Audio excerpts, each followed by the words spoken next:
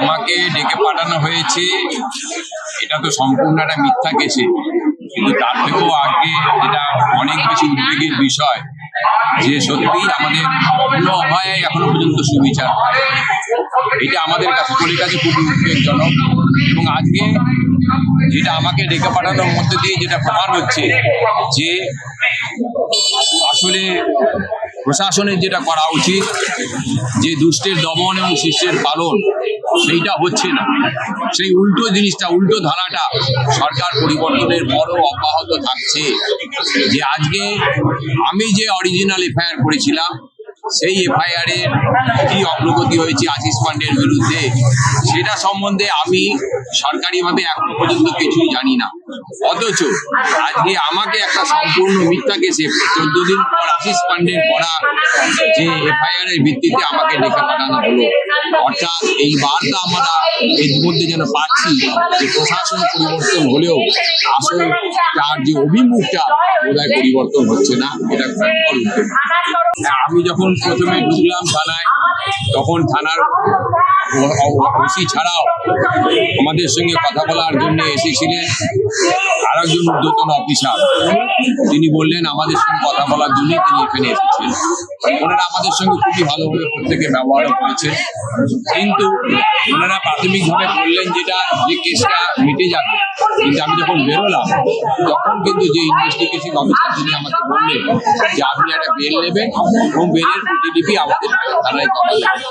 অর্থাৎ কেস যে সম্পূর্ণ মিটে যাচ্ছে এর কোনো গ্যারান্টি কিন্তু আমি পেলাম না। অর্থাৎ আমাকে আগামী দিনে হয়রানি আবার করা হবে কিনা সেই উদ্বেগ আমার মধ্যে থেকে গেল। এবং সমস্ত প্রতিবাদীর মধ্যে এই উদ্বেগ থাকছে যে আসল যারা সমাজে অনাচার নামিয়ে আনছে তাদের শাস্তি হবে কিনা, নাকি এই প্রতিবাদীদের বিভিন্ন রকমের হয়রানির মধ্যে দিয়ে সরকারের অভিমুখটা থেকে যাবে। এটা আমাদের কাছে চরম একটা উদ্বেগের বিষয়। দেখুন, আজকে যে কারণে ডক্টর পবিত্র গোস্বামীকে এখানে ডেকে পাঠানো হয়েছে সেটা হচ্ছে যে 27শে আগস্ট 2024 ওই দিনে একটা এই টালা থানায় একটা এফআইআর করেছিল। এফআইআর করেছিলেন আশিস পান্ডে নামে একজন চিকিৎসক। সেই যে চিকিৎসক পরবর্তীকালে আপনারা সবাই জানেন যে আরজিকর পরবর্তী সময়ে স্বাস্থ্য ব্যবস্থার যে দুর্নীতিগুলি সামনে এসেছিল, সেইখানে পরবর্তীকালে এই আশিস পান্ডে জেল খেটেছেন, অতি সম্প্রতি তার জামিন হয়েছে। তিনি একটা অভিযোগ করেছিলেন ওই 2024-এর আগস্ট মাসের 27 তারিখে।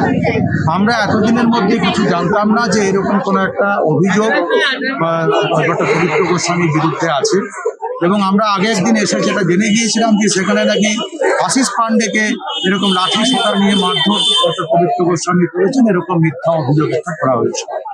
আমরা বরঞ্চ উল্টো কথাটাই বলবো যে যখন 9ই আগস্ট হচ্ছে অভয়া নৃশংস হত্যাকাণ্ডের পরের দিন, ডক্টর পবিত্র গোস্বামী 10ই আগস্ট সেই দিন হচ্ছে যে যখন সারা বাংলা প্রতিবাদে ফেটে পড়েছিল, রাস্তায় নেমেছিল, ডক্টর পবিত্র গোস্বামী যিনি আরজিকরের ছাত্র, দীর্ঘদিন ধরে আরজিকরে তিনি শিক্ষক চিকিৎসক হিসেবে চাকরি করেছেন, কাজ করেছেন, তিনি সেখানে ঢুকতে গেছেন তখন এই আশিস পান্ডের নেতৃত্বে একটা ঠেঙ্গারে বাহিনী যারা ওখানে হুমকি রাজ চালু করেছিল, দুর্নীতি দুর্বৃত্ত চক্রের অংশ ছিল, তারা ডক্টর পবিত্র গোস্বামীর মাথায় লাঠির আঘাত করেছে। এবং সেই 10 তারিখে আমাদের এখানে মেডিকেল এবং এসব করে ডক্টর পবিত্র গোস্বামী। এখন আমরা দেখলাম যে এখন ডক্টর পবিত্র গোস্বামীকে থানায় ডেকে পাঠানো হয়েছে প্রায় 2 বছর পর। ইতিমধ্যে আপনারা দেখেছেন যে অভয় আন্দোলনের সঙ্গে যুক্ত যারা ছিলেন সাধারণ মানুষ, চিকিৎসক, তাদেরকে একাধিকবার বিভিন্ন রকমের পুলিশি নির্যাতন, প্রশাসনের বিভিন্ন হেনস্থার শিকার করা হয়েছে। এখনো সেই সমস্ত মামলাগুলি চলছে। আজকে সেই তালিকায় 9তম সংযোজন আমরা দেখছি ডক্টর পবিত্র গোস্বামী। যাই হোক, তিনি এখন ভিতরে আছেন। আমরা শান্তিপূর্ণ যে আইন মেনে চলা নাগরিক হিসেবে ডক্টর পবিত্র গোস্বামী এখানে এসেছেন, পুলিশ প্রশাসনের সঙ্গে যা সহযোগিতা করার সেটা করছেন। তবে আমরা সেই সঙ্গে আমরা এতজন যারা এখানে অভয়ার আন্দোলনের সঙ্গে বিভিন্ন সময়ে যুক্ত ছিলাম, তারা এসেছি বেশ কয়েকটি সুনির্দিষ্ট কথা নিয়ে। এক হচ্ছে যে অভয়ার এবং অভয়াদের বাংলার একের পর একে নারী নির্যাতন ঘটছে। যে নারী নির্যাতনগুলি ঘটছে এবং তার পিছনে এইরকম হচ্ছে যে রাজনৈতিক মদতপুষ্ট দুর্নীতি দুর্বৃত্ত চক্রের একটা মদত, একটা আশ্রয় প্রশ্রয় অতীতে আমরা দেখেছি, এখনো যে খুব একটা পরিস্থিতি পাল্টে গেছে সেটা আমরা দেখিনি।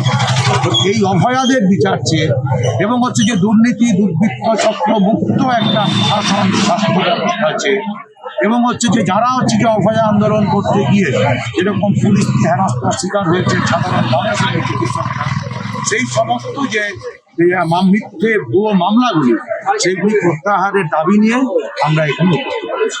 দেখুন, আমরা টালা থানার ভূমিকা 9ই আগস্ট কী ছিল এটা তো সারা পৃথিবী জানে, আমাদের নতুন করে বলার কিছু নেই।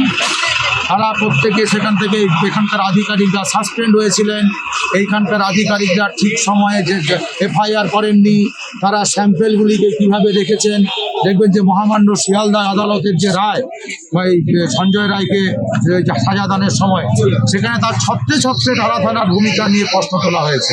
সিবিআই সে প্রশ্নগুলো তুলেছে, কিন্তু আমরা দেখিনি যে প্রশ্ন তুলেছেন কিন্তু ব্যবস্থা নেওয়া হয়েছে এটা আমরা শুনিনি। টালা থানার এই ভূমিকার যে ভূমিকাটা একেবারেই গ্রহণযোগ্য নয়, এটা একেবারেই পুলিশ কর্মচারী বা অফিসার হিসেবে যা করা উচিত নয়, তারা এটা করেছিলেন আমরা সেটা সবাই জানি। কিন্তু এখনো পর্যন্ত যারা করেছিলেন কোনো ব্যবস্থা এখনো পর্যন্ত হয়নি। এবং অভয়ার যে ঘটনা এবং অভয়ার পরেও যে সমস্ত ঘটনা ঘটেছে, পুলিশ এবং প্রশাসনের ভূমিকা বারবার প্রশ্নের মুখে উঠেছে। আমরা চাইবো যে এইগুলির সঙ্গে যারা যুক্ত আছে, তিনি যত বড় নাম হন, যত বড় পদেই তিনি থাকুন, তিনি মন্ত্রী হন, প্রাক্তন মন্ত্রী হন, আমলা হন, বিধায়ক হন, তিনি কোথাও হচ্ছে যে সাংসদ হন, তাদের প্রত্যেককে যেন এই তদন্ত করে বিচার প্রক্রিয়ার মধ্যে আনা হয়। এই ভিডিওটিকে লাইক করুন, আপনার গুরুত্বপূর্ণ মতামত কমেন্টের মাধ্যমে আমাদের জানান এবং আমাদের চ্যানেলের ভিডিও সবার আগে দেখার জন্য ইউটিউবে গণশক্তিকে সাবস্ক্রাইব করুন, ফেসবুকে ফলো করুন এবং শেয়ার করুন আপনার পরিচিতদের মধ্যে। আমাদের চ্যানেলে আপলোড হওয়া ভিডিও নোটিফিকেশন পেতে বেল আইকনটি ক্লিক করতে ভুলবেন না।